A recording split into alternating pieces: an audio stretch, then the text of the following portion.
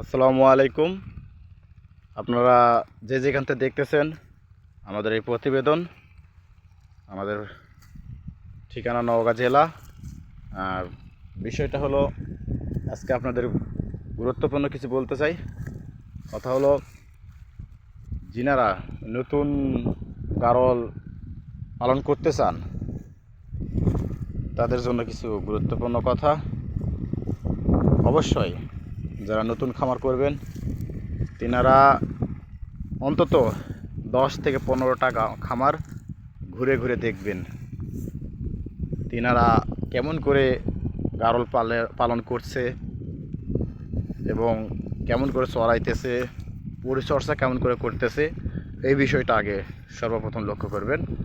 তারপর চিন্তা ভাবনা করবেন যে আমি গারল পালন করব কি করব না। ঠিক আছে? আর আরেকটা কথা হলো, সর্বপ্রথম গারল পালন করতে চাইলে, পারিবারিকভাবে পালন করতে চাইলে অবশ্যই 2টা 3টা অথবা 4টা করবেন। আর বাণিজ্য সিস্টেম করতে চাইলে অবশ্যই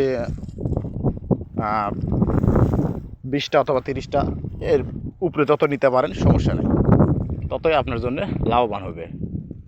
ঠিক আছে?